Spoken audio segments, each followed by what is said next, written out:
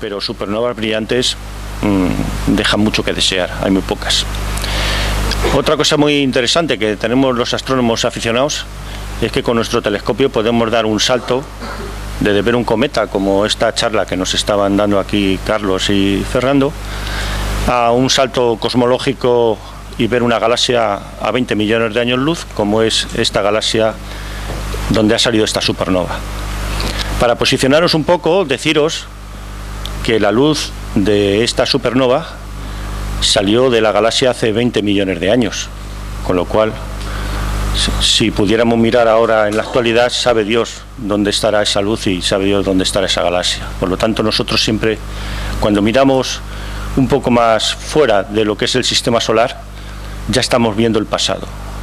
Recordaros que la luz del Sol tarda 8 minutos en llegarnos a la Tierra, y si se apagara el Sol, a los 8 minutos nos daríamos cuenta. Pero la luz de las estrellas, si se apagan, por ejemplo, Deneb, que está a 1500 años luz de la Tierra, pues no nos daríamos ni cuenta. Pues esto es lo que está pasando en el universo, sobre todo cuando miramos supernovas.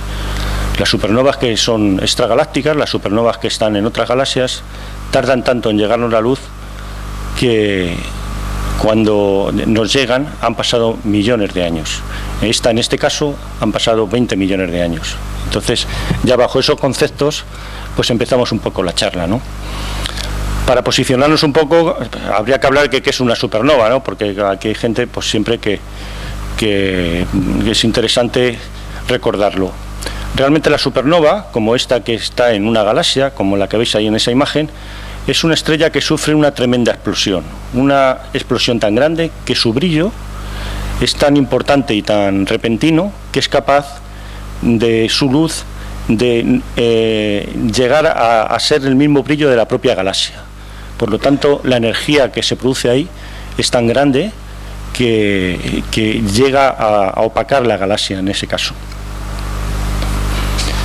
Recordaros que una galaxia como la nuestra tiene 100.000 millones de galaxias, que es 100.000 millones de estrellas, con lo cual el brillo es bastante grande cuando se produce una supernova. Al principio, hace como unos 30 años, de la supernova se sabía muy poco. Realmente tampoco se sabe ahora mucho más, pero lo que está claro es que de lo poquito que se sabía es que cuando se hacía el espectro es una especie de huella de luz de la estrella, pues solo se identificaban algunas cosas muy tenues. Unas que cuando explotaba una estrella tenía hidrógeno en el espectro, y otra que no tenía hidrógeno, y no se sabía mucho más. Por lo tanto, los astrónomos con buen criterio dijeron, bueno, pues esta la metemos en un cajón y le vamos a llamar el primer cajón, y esta la vamos a meter en el otro cajón y le llamamos el segundo cajón. Después los aficionados, y lo digo así porque fueron los primeros que empezaron a descubrir supernovas, sobre todo con Robert Evans, que luego veréis una foto ahí, pues empezaron a descubrir lentamente supernovas brillantes, y según se iban descubriendo esas supernovas, los estudiosos del tema, los astrónomos, iban investigando más y se dieron cuenta de que la cosa iba cambiando. No solo había un cajón y había otro cajón, sino dentro de esos cajones había departamentos, y entonces la cosa se fue complicando. De las de que no tenían hidrógeno, que son las de tipo 1, pues empezaron a clasificarlas en más tipos, 1A, 1B y 1C, y de momento se ha parado ahí. Veremos a ver si eso sigue. Y las que se detectan con líneas de hidrógeno, pues además de las propiedades de la curva de luz, pues empezaron a tener otras propiedades como 2P, 2L, 2N, 2B, 2P, y la cosa se ha parado ahí. Quiero decir con esto que nos podríamos dar una charla de todos los tipos que hay de supernovas, pero no es el caso sino que es para que os deis cuenta de que según vamos teniendo datos, la cosa va avanzando, y también nos la va complicando a la vez, porque al principio con los dos cajoncitos estábamos arreglados, pero ahora, claro, ya con el follón que hay, pues ya se va complicando la cosa.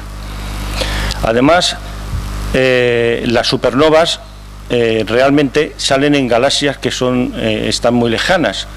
Nosotros llevamos 400 años, o sea, lo que es la Vía Láctea, lleva 400 años aproximadamente sin oler una supernova. La última fue la de Kepler en 1604 y aquí en la Vía Láctea nosotros no hemos podido ver o detectar otra supernova. ¿Qué quiere decir con esto? Que las supernovas escasean en las galaxias. Lo que pasa es que cuando nosotros miramos y vemos tantas galaxias, pues al tener muchas galaxias, pues podemos ver que casi todos los días se descubren supernovas, pero es porque tenemos en un survey de galaxias, a lo mejor se hacen al día 1500 galaxias, por lo tanto siempre se va descubriendo algo.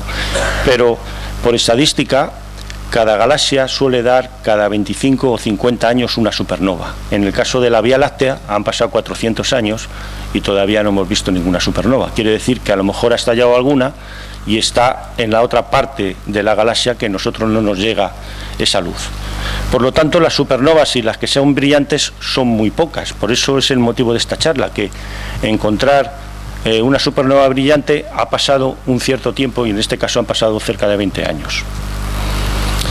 Por lo tanto, con estas premisas, la astronomía, ya sabéis, os habéis dado cuenta que necesitan datos y generalmente muchos de los datos que se dan, sobre todo en el tema de supernovas, se lo han dado los aficionados con sus descubrimientos. Después, a partir de ciertos años, se empezaron a poner telescopios robóticos para buscar las supernovas, pero durante mucho tiempo, y lo veis en esta gráfica, en los años 80, que es la parte de la izquierda de la gráfica, pues se descubrían al año 8 o 10 supernovas y generalmente siempre las descubrían algunos aficionados locos que se dedicaban a buscarla. Los profesionales a esto no le daban mucho interés a la búsqueda de supernovas y por lo tanto pues siempre había algún aficionado que las descubría, pero nada más. Si os dais cuenta, a partir del año 97-98 la cosa se dispara hasta en la actualidad, en el 2010, que se descubren al año 1000 supernovas aproximadamente. ¿Por qué es esto? Porque se ha puesto de moda descubrir supernovas para estudiar temas de la cosmología del universo. Por lo tanto, hay muchos telescopios buscando supernovas, sobre todo telescopios de observatorios que se han quedado pequeños, que no sirven nada más que para hacer este tipo de cosas. Y por lo tanto, como hoy en día la informática funciona muy bien, pues en plan robótico pueden hacer búsqueda de supernovas y descubrir casi todos los días alguna supernova. Y esos son los datos que se van aportando. Gracias a esos descubrimientos se van aportando cosas que luego nos van complicando a los astrónomos en el estudio de esas supernovas. Pero que sepáis que parte del reconocimiento de las supernovas han empezado porque los aficionados altruistamente han empezado a buscar supernovas y los profesionales se han dado cuenta de que ahí había un gran filón para estudiar ese tipo de cosas. De las cosas que han sacado en claro o que se están sacando en claro es que, y por estadísticas salen, es que las supernovas de tipo 2 pues no se observan en las galaxias elípticas y se cree que se producen en los brazos espirales de las galaxias. Sin embargo, las supernovas de tipo 1 ocurren generalmente en casi todas las galaxias, tanto las elípticas como las que son espirales. Esto va saliendo por estadística, es decir, según se van descubriendo las supernovas, pues vamos acotando qué es lo que está pasando. La contribución de las supernovas ha sido muy variopinta. Al principio, pues se dieron cuenta de que las supernovas, por la luz que emiten, se dieron cuenta que el tipo de supernova, la de tipo 1, siempre tenía el mismo brillo y por lo tanto podían servirnos como candelas estándar para calcular la distancia a las galaxias que son lejanas. Eso lo explotaron mucho, sobre todo en los años 90, incluso hicieron una gráfica que arrojaron que la expansión del universo parece ser ir acelerándose. Se ha repetido ese mismo estudio varias veces y parece que eso funciona. Los últimos datos que se tienen de todos estos descubrimientos de supernovas es que las de tipo 1 no son tan candelas estándar, sino que se han encontrado algunas diferencias y eso puede hacer que esos datos que hay ahí arrojen cierta incertidumbre. Pero de momento hay que decir que gracias al estudio de las supernovas, de ver la curva de luz de las supernovas, se han podido obtener esos datos, ¿no?, de que el universo parece que se va acelerando. Las supernovas realmente, y eso ya lo dijo Carl Sagan hace ya mucho tiempo, enriquecen el medio interestelar. Es decir, cuando explota una supernova, lo que hace es que todo el gas que tiene la supernova, todo lo que ha sintetizado la supernova, lo manda por el espacio. Por lo tanto, Carl Sagan dijo una frase muy bonita que se llamaba: nosotros somos cenizas de las supernovas. Es decir, que gracias a las supernovas se han podido tener los minerales que tenemos en la Tierra y hemos podido estar nosotros aquí, gracias a las explosiones de esas propias estrellas. Aquí os pongo una animación de lo que pasa cuando estalla una estrella. Todo el gas se arroja, y cuando se forman nuevas estrellas, se forman esas estrellas con el gas que ha arrojado esa supernova. Por lo tanto, la explosión de una estrella en ese medio lo que hace es enriquecer ese medio con nuevos componentes. Pero los astrónomos, sobre todo los aficionados, nos hemos dedicado mucho tiempo a investigar y descubrir supernovas. Al principio se hacían fotográficamente y visualmente. Después entraron las cámaras CCD, los programas semiautomáticos. Descubrir supernovas no es muy complicado, sino que es mucha constancia, es decir, y además es un poco de estar ahí en el momento adecuado. Como anécdota os puedo explicar que hace unos 15 días se ha descubierto una supernova en M95, es una galaxia Messier bastante brillante que se suele observar mucho ahora en este tiempo, y se descubrió el día 16. El día 15 la observó José María Bosch, que es un amigo nuestro, que anda también con observaciones de supernovas y cometas, y en su imagen, de momento, la hemos estado buscando, pero no aparece. Es decir, que tienes que estar en el momento adecuado y el día adecuado. Si estás el día de antes, te jorobas que no te toca la lotería. Si estás en ese momento, sí te toca. Es decir, que te puedes tirar 2 años haciendo imágenes y no te salga una supernova, y en un día salga. Yo tengo anécdotas, como me he tirado muchos años en esto, os puedo explicar diferentes anécdotas. Un amigo que me llama, que se llama Bustamante, se compra una cámara CCD y me dice: Diego, yo estaba observando en ese día, ¿no? Dice: Diego, me he comprado una cámara, ¿qué galaxia apunto? Y yo le dije una al voleo, como si cualquiera persona dice: pues compra el número 27 de la lotería, ¿no? Pues yo le dije: apunta M51, que es una galaxia muy bonita, que es así hace un remolino y tal. Pues había una supernova en ese momento, y entonces se dieron cuenta al otro día. Yo al otro día me levanto y recibo una alerta de que se ha descubierto una supernova en M51. Digo: carajo. Llamo a Bustamante y dice: sí, hice la imagen ayer, me quedó muy bonita, hay una estrella ahí muy bonita. Digo: pues esa estrella es una supernova. O sea, son cosas curiosas. Y yo, sin embargo, no apunté a esa estrella, a esa galaxia, apunté a otra, ¿no? Es decir, que estás ahí, pero no te toca la China. Es un tema de supernovas. Entonces, por ejemplo, esta imagen que hay aquí, para reconocer una supernova, pues es como buscar los errores, ¿no? De esto de los crucigramas que te ponen. Encuéntreme usted el error. Pues aquí, encuéntreme usted el error. ¿Dónde está? Pues es que hay una estrella en un lado de la imagen y en el otro lado no está. Nosotros ahora es muy fácil porque me lo dice ahí, ¿no? Y me pone el nombre y todo. Pero visualmente tienes que memorizar la carta y mirar. Ahora, con los programas que tenemos, pues nos puede, si sumamos una imagen con otra, nos dice que aquí hay una estrella, ¿no? Y en este caso, pues fíjate, se le puede poner hasta una banderita y todo, ¿no? Y eso sería el descubrir supernovas. Es muy sencilla, pero hay que hacer todos los días 300 o 400 para que en una semana tengan los suficientes datos como para que te toque una. Y eso es el problema, ¿no? Que muchas veces no tenemos 3 días seguidos para hacer esto, ¿no? ¿Qué es lo que aportamos los aficionados cuando observamos supernovas? Pues aportamos una evolución fotométrica, es decir, podemos hacer una curva de luz. Esa curva de luz es se aprecia muy bien porque se pueden apreciar los 2 tipos de supernovas que hay, tanto el tipo 1 como el tipo 2. En el tipo 1 la curva de luz es muy puntiaguda, como esta que veis aquí, y en el tipo 2 es una curva menos puntiaguda y que tiene como una meseta en el centro. Esos serían los 2 tipos de curva de luz que nosotros podemos hacer.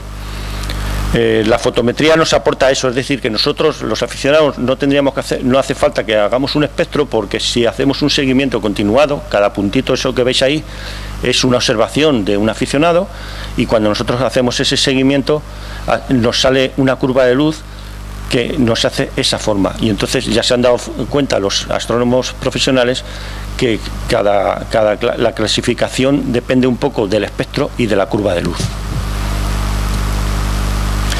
Para hacer este tipo de cosas, pues ya sabéis, se necesita como siempre un telescopio. Hay un equipo y una cámara CCD, que eso es generalmente lo que se está utilizando. También se puede hacer visualmente o fotográficamente, pero la mayoría se hace así, ¿no? Con un ordenador, como podéis ver ahí, y un telescopio y una cámara. También se utilizan en algunos casos filtros fotométricos cuando lo requiere o cuando hay una alerta. La ASO muchas veces manda alertas, que es una asociación que dice vamos a hacer esta supernova con filtro R o vamos a hacer esta supernova con filtro V, y entonces pues se utilizan esos filtros. Y nosotros aquí utilizamos un programa que se llama Astrométrica, porque nos puede posicionar la supernova y es muy fácil no meter la pata, porque en una galaxia donde hay en algunas veces tantas estrellas, pues uno muchas veces se va a hacer la fotometría de la estrella vecina y no de la que es. Entonces, con Astrométrica podemos saber las coordenadas y es un programa que es muy fácil de posicionar bien un objeto sin que tengamos esos problemas. Luego hay muchos programas para maquillar la imagen, para poderla mandar, incluso para hacer fotometría. Hay muchas rutinas. Julio Castellano tiene una de las rutinas que es muy sencilla, que es gracias a Astrométrica, pues luego se puede sacar lo que es la fotometría. Este programa que he puesto aquí es uno de los programas más sencillos, que está hecho por Christian Buil, es el IRIS, y además de que podemos maquillar la imagen, podemos rotarla, podemos girarlo, podemos hacer miles de cosas, es gratuito y podemos incluso sacar la magnitud de la supernova. Es decir, que sobre todo esto hay un mundo bastante grande. Los observatorios de los aficionados, pues ya los estáis viendo, ¿no? Cada uno lo tiene donde puede. Uno lo tiene en lo alto de un tejado y el otro lo tiene en un balcón. Entonces, bueno, esto lo voy cambiando de vez en cuando porque me van mandando fotos. Por ejemplo, aquí veis pues el de Teófilo Arrán, que está en Segovia, el de Felipe Peña, que está aquí cerca de aquí, y el mío, que está ahí en la Sierra de Guadarrama. Pero luego hay otros que son tremendamente urbanos. El observatorio de Miguel Rodríguez, que está dentro de Madrid prácticamente, y el observatorio de Tomás Luis, que está encima de las farolas de una calle, ¿no? Como veis aquí. O sea que lo bonito de la astronomía es que uno hace astronomía donde puede y no hay que muchas veces trasladarse al campo, aunque hay telescopios que son trasladables. El de Rafael Ferrando no se puede trasladar porque es un telescopio grande, pero sin embargo hay otros que son más chiquititos, como el de Carlos Segarra, que es un telescopio móvil que se puede trasladar. Si le pones ruedas ya es fantástico, ¿no? Luego hay observatorios que son un poco ya más hechos a conciencia. El que tiene una parcela y eso, pues hace ahí su cosa, como el observatorio de la Cañada, que está en Ávila, el observatorio de Murta, que es el observatorio municipal de Murcia, y el observatorio de Cantabria, que es también el observatorio municipal de allí de Cantabria, ¿no? Entonces ya esos son emplazamientos que son mucho más sofisticados, pero generalmente los aficionados tenemos ahí el telescopio, pues eso, en un balcón, en lo alto de una terraza, o sea que hacemos ese tipo de observación. También tenemos una herramienta común que os he dicho antes, que es la que nos proporciona esos datos para poder hacer esa curva de luz, que en este caso pues sería Astrométrica, y luego utilizamos un programa como puede ser el FOCAS o como cualquier otro programa que hay, el IRIS o el que se utiliza, el CCD-SOF. Hay muchos programas que hacen la fotometría, pero generalmente los astrónomos siempre tienen una herramienta que es más o menos la que se pone de moda o más o menos la que es más fácil, y eso nos hace que podamos tener una curva de luz más o menos coherente. Y obtener algo así, pues lo que requiere es que todos los observadores les guste ese tipo de cosas, ¿no? Entonces esto va un poco por... Hay unos aficionados que les gustan mucho las supernovas, otros que les gustan mucho los cometas, y entonces ese tipo de cosas está muy bien, porque lo que se hace es que se aglutinan todos sobre esa supernova y se van mandando muchos datos, ¿no? Que es lo que ha pasado con esta supernova que vamos a ver aquí.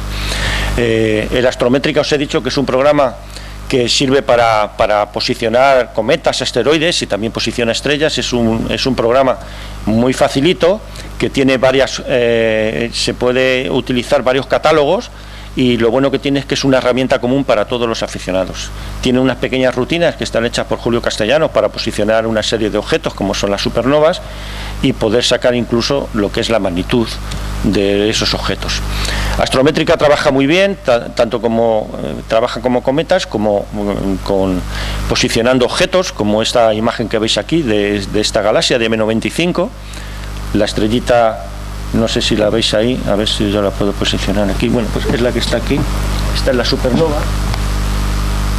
Esta que José María Bosch la debe de tener por ahí, pero la tiene escondida, habría que encontrarla. Esta es la supernova que ha explotado hace unos 15 días.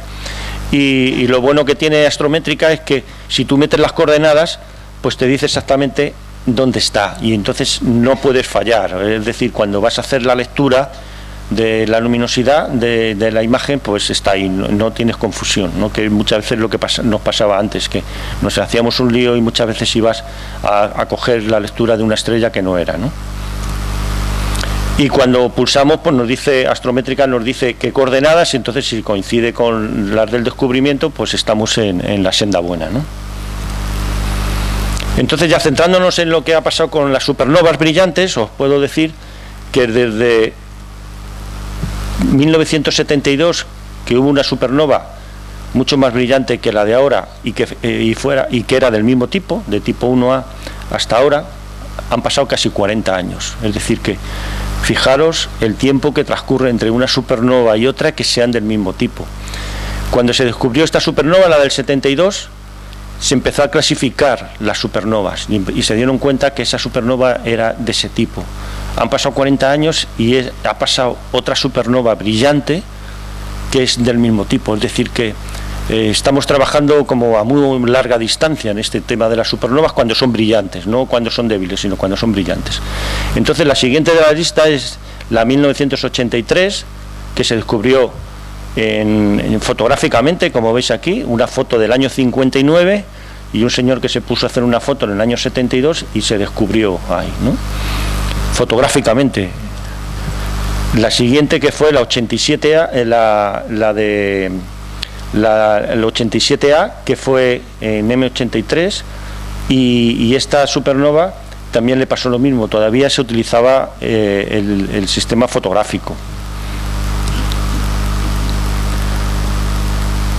Perdona, la siguiente era la 83N y la que estamos viendo ahora es la 1987A, que es una supernova, una de las más brillantes, pero se veía en el hemisferio sur. Por lo tanto, nosotros no la podíamos ver aquí. Y en esta, lo bueno que tenía esta supernova es que se veía la estrella origen, la estrella que luego dio la otra imagen, que fue la de la explosión. Es decir, que ahí se acotaron muchas cosas porque se podía ver en imágenes de atrás qué estrellita era la que había explotado, y por lo tanto se podía caracterizar ese tipo de estrella, cuál era, cómo era, qué color tenía, qué masa tenía, y a partir de ahí se podía sacar una serie de resultados, gracias a que esa supernova estaba muy cerca y se podía ver la estrella que explotó. Generalmente no se ve la estrella que explotó, se ve la luz, pero no tenemos referencia de la estrella. La siguiente fue la 1993J, que se descubrió de aquí de España. Yo tuve el honor de participar en toda esa confirmación y en todo eso, y desde esa hasta ahora han pasado esos aproximadamente 20 años, ¿no? Fue la primera que se descubrió en España, y bueno, pues fue en la galaxia M81 y fue visualmente, es decir que la primera supernova que se descubre en España por un aficionado la descubre visualmente mirando desde el centro de una ciudad como Lugo, ¿no? O sea que es una cosa de que no es muy difícil. O sea, ahora mismo como está la contaminación lumínica, pues es muy difícil que vuelva a pasar eso, ¿no? Pero ahí está el descubrimiento.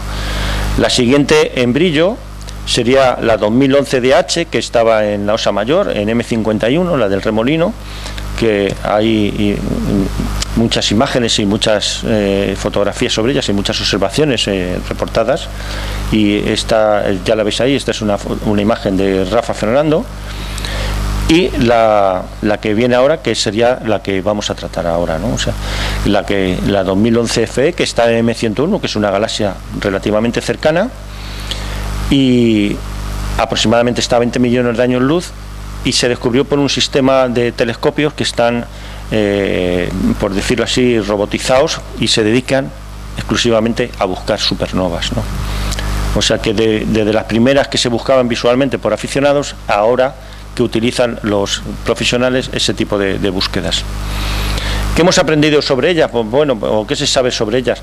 Pues que fue descubierta por este tipo de sistemas robóticos, que la estrella progenitora en imágenes antiguas era una estrella muy pequeñita, una enana blanca, y que está situada a unos 20 millones de años luz, que se ha clasificado como una supernova de tipo 1A, que es una de las que nos pueden dar la distancia, que es la más brillante dentro de los últimos 20 años, y que, como se descubrió tan temprana, pues se ha podido calcular el momento exacto de la explosión. O sea, se descubrió aproximadamente, habían pasado 11 horas desde que empezó a explotar, y se ha ido dando un poco para atrás en el tiempo, y se puede acotar perfectamente cuándo explotó la estrella, ¿no? La supernova subió rápidamente de brillo y llegó a alcanzar la magnitud 10 aproximadamente, que es una magnitud bastante interesante porque se puede ver con un telescopio de aficionado, ¿no? Que es lo más interesante.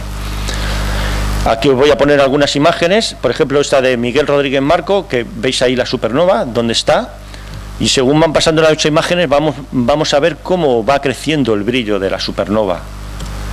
La siguiente, de Felipe Peña, que sigue estando todavía muy flojita, pero todavía se va viendo.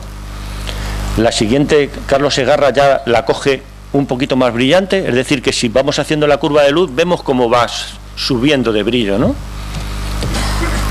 La siguiente, de Rafael Ferrando, ya es una estrella bastante gorda, es decir, que ya está en el máximo de luz, y ahí se mantiene varios días. La siguiente, de Faustino García, sigue ahí bastante brillante durante varios días. La siguiente, de José Carrillo, sigue manteniéndose. La siguiente, de Rafael Benavides, ya se ve que ha bajado un poquito, que ya ese boloncio que se veía ahí ya es un poquito más pequeño, y así sucesivamente hasta una que me manda Manuel Díaz desde Tenerife, y ya se ve el puntito mucho más pequeño. Es decir, que si eso lo plasmamos en una curva de luz, además de las observaciones de Teófilo Arrán, de José Ripero, de Francisco Soldán, de mucha gente que están ahí puestos, pues se ve cómo se hace la curva de luz, que es una subida gradual de brillo y una bajada, ¿no? Entonces, con esas imágenes se han ido mandando a la fotometría y hemos hecho esa curva de luz. Hay unos 200 puntos aproximadamente de observaciones, y muchas de estas observaciones se han mandado a la ASOC, que es una asociación que recoge todas las observaciones mundiales, y todas esas observaciones, junto con las de gente de USA, con las de gente de Alemania, con la gente de todo el mundo, pues han hecho esta curva de luz en diferentes filtros: el filtro rojo, el filtro infrarrojo, el azul, el verde y sin filtro, y han formado esta curva de la supernova. Esto le va a dar una cantidad de datos a los investigadores tremenda, porque van a poder trabajar con todos estos datos y con todas las imágenes que tienen. Aquí tengo algunas imágenes más de supernovas, tenemos muchas en la página web de los aficionados que van mandando. Y recordar que hace casi 20 años, pues en España se descubrió una, que fue la que en M81, que también hubo muchas observaciones, como veis en la curva de luz de la parte de abajo, hubo 400 observaciones, y sin embargo esa curva de luz era diferente porque era de otro tipo, ¿no? Era un tipo especial. Y bueno, aquí está un poco el que está abajo, que es el descubridor oficial, y bueno, pues en algunos congresos que nos hemos ido juntando, porque bueno, pues ahí trabajamos todos en confirmar esa supernova tan importante. En diferentes congresos nos hemos ido juntando. El que está en el centro de la imagen es Robert Evans, ese señor mayor, este que está aquí arriba. Ese fue el precursor de las supernovas, de los aficionados, fue el primero que empezó a observar supernovas a simple vista, visualmente, y fue el que revolucionó el tema de las supernovas. Él iba descubriendo supernovas, los profesionales les fue viendo que podían ir sacando cosas interesantes, y a partir de ahí, os estoy hablando de eso que fue en el año 80, a partir de ahí eso fue subiendo lentamente hasta que ha llegado a lo que es ahora, o sea, búsquedas y búsquedas y búsquedas constantemente de las supernovas. Y estos son diferentes imágenes de congresos que ha habido en Valencia, tanto en la supernova del 93J como en otros sitios que nos hemos ido juntando. Y bueno, pues ahí algunos reconoceréis, como a Rafa, a Carlos, a José Ripero, a Julio. En fin, que esto es lo que hemos podido aportar los aficionados y eso es lo que yo os quería explicar. O sea que aquí se acaba la charla y si tenéis alguna pregunta, pues adelante.